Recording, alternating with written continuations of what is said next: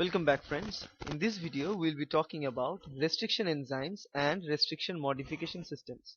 Okay, so now let's talk about restriction enzyme. Now if you are a molecular biologist, this term is the term for you. This term is the term of the year for you, because restriction enzymes are treat for molecular biologists, because it is giving us enormous ability for our different experimental purposes. Why, we are going to see in a moment. Now first of all, what is restriction enzyme? Now it's a type of enzyme. So first of all, this is the type of enzymes. If you look at the name, it's a type of enzyme, but it is having a specialty in it. What is the specialty? The specialty is denoted by this term restriction. Now it means this enzyme is having restriction. What kind of restriction? Restriction for cleavage, right? Now we know that enzymes are allotted for catalyzing different reactions in our body. Now in our body we are having DNA sequences, and we are having also RNA sequences. But restriction enzymes are those enzymes simply who act as endonucleases. Okay, so remember the term endonuclease. Okay, endonuclease means the enzymes which enzyme can be used to cut DNA sequences. For example, let's say this is our DNA sequence, this is our DNA of interest. I am just writing it schematical form. So this is the DNA. Now if we use this endonuclease onto this DNA, what it will do, it will simply break this DNA from somewhere in the middle. So then after breaking it, it will generate things like that. So it is getting broken.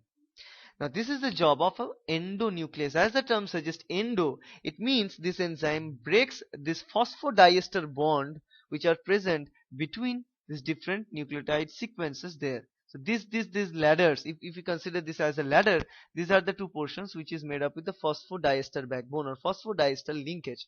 Now this phosphodiester linkage are getting broken down by this nuclease enzymes. As we know, ACE denotes enzymes. So as it is cleaving the nucleotide backbone sequences, we call it nuclease. So it's simply an endonuclease. Now when we are talking about restriction enzymes, I may remind you, this is a type of endonuclease. This is the basic concept. First of all, this cleaves the DNA sequence, and it cleaves DNA from the middle. Okay, so that's clear. Now once we know that the restriction enzymes are endonuclease, now let's learn what kind of endonuclease and why we are at all bothering about restriction enzymes. We haven't done any video about endonuclease yet, because that's maybe not that much important. And actually these restriction enzymes are the most important type of endonuclease that are present inside our body. And also we use them for our various manipulative genetic works and manipulative molecular biology studies. Now why we are using it?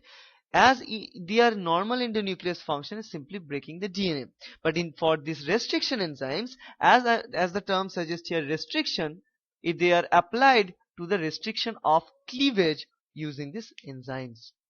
So these enzymes, again I'm telling you, they cleave DNA segment through this phosphodiester linkage, and it will cleave onto the phosphodiester linkage onto the backbone of the DNA, and to break the DNA into different segments, which is a part of endonuclease. But here they are restricted for the same work. For example, there are site. Suppose this blue dot is a site. Now these are site or sequences. Site means simple nucleotide sequences. Nucleotide sequences. Now these nucleotide sequences that are present here, so the nucleotide sequences that are present in this particular place is recognized by a type of this endonuclease, which is called restriction enzymes. Now restriction enzyme can recognize this part of the sequence, and it can break from that recognition sequence or maybe somewhere else, but it recognizes a particular place in the DNA. That's a very, very important concept and the uniqueness of this restriction enzymes. That it not only cleaves the DNA from the middle, but it is having a particular site, a specific location for its cleavage, right? So now if we use restriction enzymes, and if we look for our genome, and if we give this enzyme to our genome, we will know that what are the specific sequences where the restriction enzyme cleaves. Now once we know that this enzyme cleave in this particular sequence. For example, the sequence is say GAATTC. Suppose this is the sequence and it cleaves just between this say this between this A and this T. If we know this particular term, and one another important thing is that it cleaves always just between this A and T of this sequence GATTC. So whenever inside the genome he found this kind of sequences, it will cleave just between one A and T. So we will be sure that using this particular restriction enzyme, we can have cut in this particular regions in this whole genome, right? So that is a very very important concept about restriction, and that is the important part of the restriction enzyme. And we use this particular important feature of specificity and also specific location cleavage for our molecular biology works. Okay, because in many times we will need to cut a DNA to join a DNA, because if you remember, our recombinant DNA technology is all about cutting and joining DNA segments, cloning a desired gene and expressing them in different vectors, and all these things. This will require the cleavage of DNA and resealing of the DNA. One of the job, which is cleavage of DNA, is beautifully done using restriction enzymes. That's the importance of restriction enzymes. Okay, so this in a nutshell what is restriction enzyme. Now I want to tell you another very important concept before going into the detail about restriction enzyme and restriction enzyme cleavage, is that about the modification system inside this cell. Now from where this restriction enzymes originated? That's a very important question. Now let's say here it is a bacteria. Inside the bacteria it is having its own chromosome. So say it's a bacterial genome. Let me draw this. Yes, this blue thing is a bacterial chromosome. So let me write it. It's a bacterial chromosome or bacterial genetic material. Now so it is doing its job, it's happy, everything is fine inside it. Now once what will happen, there is an invader for the bacteria. There is a very bad thing for this bacteria, because there's an agent, killing agent of bacteria, which is called phage, right? Bacteriophage, which is a virus which can feed onto bacteria, which can kill bacteria. So that phage came in. Suppose this is the phage. So let me draw the phage. So say this is the phage. The phage came in, and inside the phage, what we are having the phage genome, which is much more simple. Phage genome, right? Or phage genetic material here. Okay. Now once the phage infect this bacterial cell, it will deliver its genome inside this bacterial cell. And then what will do? The first important step for this phage is to degrade the bacterial DNA, or degrade the bacterial chromosome, right? Or degrade the bacterial DNA. That's the very first important feature of this phage infection. If you study phage infection, that is the first type of strategy that phage will take, because if the chromosome of bacteria remains, it will start producing different toxic material and start to block this invading particle, right? So it won't allow it to do so. So that's why they will start cleaving it. Now that is the important part. Now if this particular gene that is inserted here, so what it will do, the phage genome contains some sequences which will produce what is called restriction enzymes. This kind of restriction enzymes. So they will start to form what we call restriction enzymes, or RE for short. Now this restriction enzyme can go and cleave this DNA of bacterial cell, right? So bacterial cell will also, so let me do it in this way. Bacterial cell also want to degrade this foreign invader, right? So what it will do, it will produce some of the enzymes. Those enzymes will start to go and degrade this phage DNA, because this once the phage inserts its DNA, it's a war between the DNA of bacteria and the DNA of phage. Now the DNA of bacteria is its home, so it's a duty for bacterial cell to keep its home clean from the foreign invaders. So it will start producing these restriction enzymes, secreting this restriction enzyme, so that the restriction enzyme can go and chop the DNA of phage in so way that the phage will no longer work properly. So that's the job to be done by bacterial genome.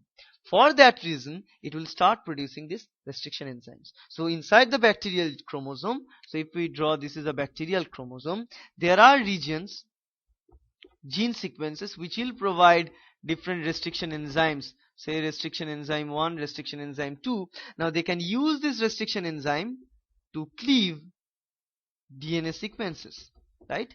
The DNA sequences of foreign invaders, like the DNA sequences of the phage in this case, right? Now, if this is the case, you may ask me a very interesting question. Is that this restriction enzymes, and we all know that restriction enzyme is acting as an endonuclease, so it can go and cleave the DNA sequences from a recognition sequence, right? Now, it provides this to cleave the foreign particle, right? So that means these restriction enzymes are taken to cleave foreign particle, right? Not so it's destined to cleave the non-self particle. But it may also happen as this genome of bacteria is so long, or it's much more bigger than the genome of bacteriophage that enters, right? Because bacteria is having much more longer genome than the genome of bacteriophage, right? So it may possible, if this restriction enzyme find a suitable specific sequence on the genome of bacteriophage. For example, here it says this black region is for bacteriophage genome. Now what we destined to take this enzymes to go and cleave this, so that what we get is the end result is chopping off of the phage DNA, so that it won't no longer function. But it is much more likely that this restriction enzyme will definitely going to find some restriction signal sequence or recognition sequence somewhere here in the bacterial genome itself, right? Because if it is finding this same recognition sequence, for example, the recognition sequence is GATTC in this case. If it is going to find this sequence in the bacteriophage genome, it is much more easier to find this sequence in the bacterial genome, and the probability of finding the same region in the bacterial genome is high, because the bacterial genome is larger than the bacteriophage genome, right? So what it can do, it can also have another possibility, and the possibility is that it will take it, suppose here it is the recognition sequence, and it can cleave its own DNA. So it's a chance, right? So it's chance number 1, and this is a scenario number 2. But both the things can happen, right? Because wherever it is not controllable in this sense. So there are sequences which is giving them the signal that yes, this is the recognition signal for them. Whenever they get the recognition signal, they just stop and cleave the DNA. They won't be controlled in this way. Whenever they got the recognition signal, they bind and just chopping the DNA. That's the job for them. They won't understand any other language. Now in this case, if they find this same sequence in its genome of the same bacteria, of the bacteria who produce itself, it can go and cleave that genome also. As a result, the bacteria will end up with cleaving of its own DNA, but bacteria will never tolerate that. So it's a suicidal approach, right? It cannot be happen. Now for that reason, try to pay attention in this part. Whenever it is making restriction enzymes to cleave and go against the foreign invaders, the DNA of foreign invaders, it is also making another important thing. It is called the modification. Modification of restriction enzyme, or restriction modification. Now what is that? Now to protect its own DNA from the degradation of the self-made restriction enzymes, it will have different type of DNA modification systems. So once it produces this kind of restriction enzymes, it will also produce some important factors in these restriction enzymes. So now these restriction enzymes are complicating. So I'm now complicating this topic a little bit, that these restriction enzymes, till now what we know, the function is to cleave it, endonuclease. But now we add it, then not only the function of restriction enzymes are to cleave, but also there is having an important function of modifying DNA sequence. So using one subunit, or suppose using a different unit of the enzymes, it can cleave different regions of DNA when it finds this kind of same sequence, which is a specialized sequence or specific sequence. But also it is having another domain or another region with which it will modify its own DNA using, say, sometimes using methylation, most of the time in fact using methylation. Sorry, so let me write it like that. So using methylation, so it methylates its own DNA in different regions, so that it is tagged with methylations, and once it is tagged with methylation, This methylated DNA strand is telling them, hey, this is the part of yourself, this is the part of me, don't cleave me. I created you to cleave the foreign invaders, and I look at me, I am already modified. And this is the license for this own DNA, which is telling, yes, this is the ID card that I made it, don't cleave me please, cleave others, right? So whenever you get this methylation modifications, these restriction enzymes won't work in those places. So this is two system which is simultaneously going on, and this is very, very important. So till now we understand two different function of restriction enzyme. One is that it is acting as an endonuclease to cleave the DNA sequence from the middle, and also it is acting as a modifying system which is simultaneously modifying the host genome in such a way so that it is not getting cleaved by its own restriction enzyme. Okay, so this is a very important system, and you can look for this particular system and infer one important thing, and that is, whatever I have told you that this both the functions of modification as well as cleavage, it can be found in the same enzyme in different subunits, or it can be two different enzymes bound together. Whatever type of thing, both of the things can happen. But whatever thing we are using, and at a particular time, if we are modifying a system, we cannot work for the cleavage purpose. And if we are cleaving a DNA sequence, we cannot modify at that particular time, because these two things are opposing each other, right? Modification means no cleavage, and in this case of cleavage means definitely no modification. If we put modifications in this DNA, it won't cleave it. So there is a dilemma between the modification and cleavage, and restriction enzymes are in the middle. It needs to choose when we need to modify, when we need to cleave.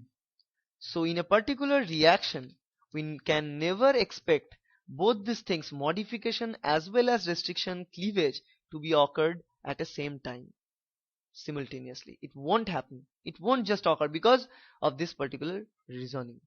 Okay, so this is a very, very important concept. Before going into the further detail of restriction enzyme cleavage, you must understand this concept of modification and from where restriction enzymes originated. Now once we get this idea that the restriction enzymes are made by bacterial cells to protect themselves against foreign invaders like viruses, so we can isolate these restriction enzymes from bacteria. So we can isolate restriction enzyme from this bacteria. Suppose this is a bacteria, say this is E. coli. Say this is E. coli. Okay, so I must, sorry. Yeah, this is. So we can isolate restriction enzyme for this E. coli. Now the restriction enzyme that we have isolated from E. coli, we can give them different names depending upon the isolation, right?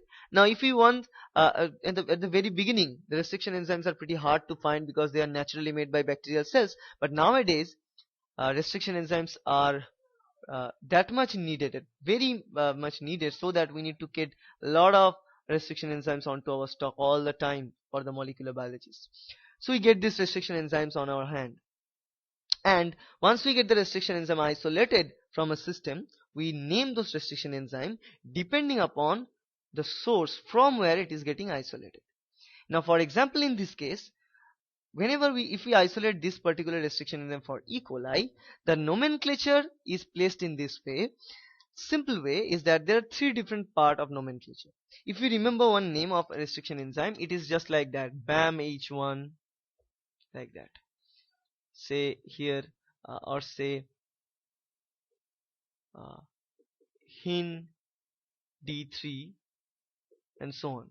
So we are having this type of restriction enzyme names. Now if we analyze these names, there are three alphabet in all these cases. Three alphabets at the very beginning, then we are having gap, and then we are having stretch of different numbers. So that's the fact. Now what are these three numbers or three alphabets indicating? And among these three alphabets, one alphabet is caps, which is the first one. Rest of the two are small. Now what are their meaning? So if we look at the name or nomenclature of a restriction enzyme, you will find three sections. One section is this first capital alphabet, second one is the two small alphabet, third one is a number. What these three things mean? First of all, this particular part or the first region, which is in the which the alphabet which is in the capital letter indicates the genus from where the enzyme is getting isolated or extracted. It is indicating the genus, and using one alphabet you can't indicate the genus, so it will take the alphabet which is placed on the first of the genus name. So if suppose the genus name is, I don't know, whatever, something starts with H, we take H for that purpose. Okay. Now the second part is the two small alphabets. In this case is AM and in this case IN. It is taken from the name of species. Okay, it is taken from the first two alphabet of the species name. Okay, and the third part is the number of strain. So third is the strain name or strain number. Okay, now if we look at this restriction enzyme which is isolated from E. coli, so what is going to be the name for this restriction enzyme? Let us do it. Now suppose that say here in this case this restriction enzyme nomenclature. So let us nomenclature give a name to this enzyme. So now according to our choice, the first important thing is the alphabet, which is the capital alphabet, which we'll get from the genus name, and the first alphabet of the genus. Now the genus for E. coli is Escherichia. We all know that the genus name is Escherichia for E. coli, and it starts with capital E, so we'll put a E at the very beginning. Okay, then in this case the second two small alphabets, we'll be taking it from the species name, right? Now the species name in this case is coli or coli, whatever. Now the first two alphabet of the species is CO, so we'll put CO in this place. So eco is the first thing. Now we need to find this number or the number with alphabet and this particular part. This is the strain. So now for this cell we need to find out what is the strain from where we have isolated our restriction enzymes, because restriction enzymes can vary from strain to strain. Their efficiency, their activity level can vary because they are enzymes, so they can vary. So that's why we need to look for the exact strain number also. So the strain, for example, here it is R1. So what we'll put here is R1. So simply by using the nomenclature scheme, what we have done, we have given the nomenclature, and this is the eco R1, because here it is isolated from E. coli, is from the Escherichia, which is genus, coli is for the species which is coli, and also R1 is the strain name and number of this particular bacteria from where we have isolated the restriction enzyme. So that's how we give the name to different restriction enzymes. Okay, now restriction enzymes, as I have told you, having major two functions. One is to cleave the DNA segment, and the second part is also to modify the self DNA molecule also. So they are the major two roles. But again, for the cleavage as well as modification, they need to look for the specific DNA sequence. They need to find the specific DNA sequence, and that's why lies the third important part, and probably this is the first most important part, that is the recognition of the signal sequence or restriction signal. Okay, for example, in case of this eco R1, this GAATTC, most probably GATTC, or I think GATTC. In this case, suppose this one is the sequence for identification or attachment to this particular DNA. So definitely this signal is important, because without the recognition, it neither can cleave nor can modify, right? So that's why it is needing this recognition for the first place. Then it can do either modification or restriction cleavage. Okay, so in the future video we'll be talking about a little bit detail about restriction enzymes, their types and their different features. Okay, so that's it. Thank you.